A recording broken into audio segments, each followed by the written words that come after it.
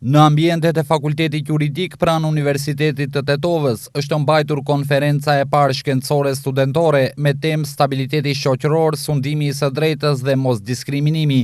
Kjo organizohet nga studentët e Fakultetit Juridik të Universitetit të Tetovës në bashkëpunim me studentët e Universitetit Goce Delqev të Shqipit. Në këtë konferencë krahas studentëve të dy universiteteve morën pjesë edhe profesor nga dy universitetet.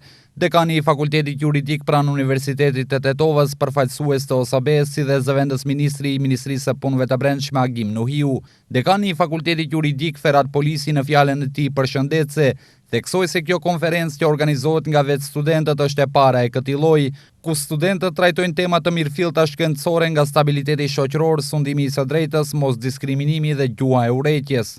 Ajo që e bën të veçantë këtë konferencë shkencore, e para që organizohet nga studentët, është ajo se studentët kanë edhe temat e tyre. Pra, do t'jenë udhëheqës të paneleve dhe disa tema që i kemi trajtuar na japin këtë mesazh.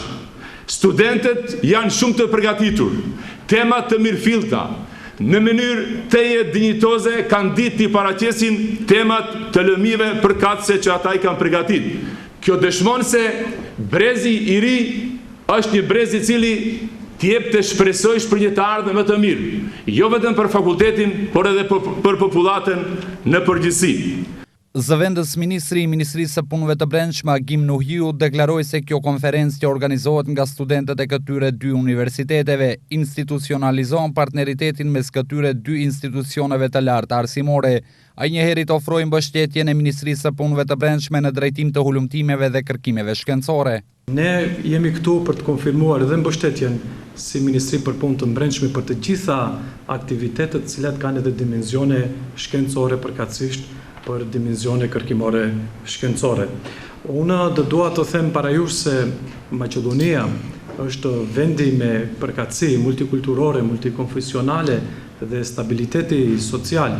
Parimi i barazisë dhe mosdiskriminimit duhet të implementohen në plotni, sepse vlerësojmë që ne duhet të angazhohemi jo vetëm për një barazi formale, por edhe për një barazi substanciale, një barazi e shanseve dhe një barazi e rezultateve të përbashkëta.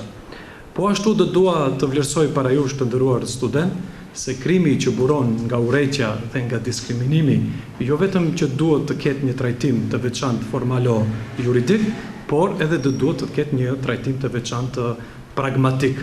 Në këtë drejtim dua të konfirmoj edhe angazhimin tonë së bashku në misionin e OSB-s në Shkup, në drejtim të reformimit konceptual edhe në Ministrinë për Punë të Brendshme.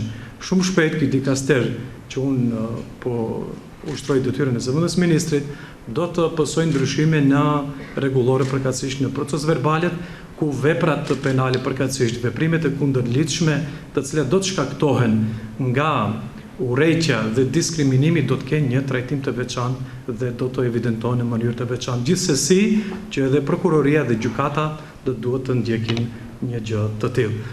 Koordinatori i kësaj konference, njëherët student i Fakultetit Juridik pranë Universitetit të Tetovës, Admirim Xhaferi, tha se kjo konferencë shkencore ka për qëllim ngritjen e vetdijes shoqërore për mosdiskriminimin.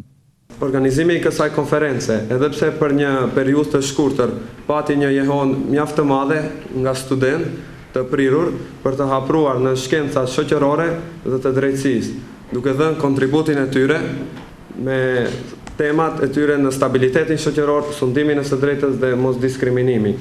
Qëllimi i kësaj konference ishte ngritja e vetdijes së shoqërisë sonë në rëmbirëndësinë e mosdiskriminimit në të gjitha sferat e jetës, si dhe sundimin e së drejtës dhe funksionimi i një shteti juridik. Ndryshe kjo konferencë shkencore mbështetet edhe nga misioni i OSB-s në Maqedoni.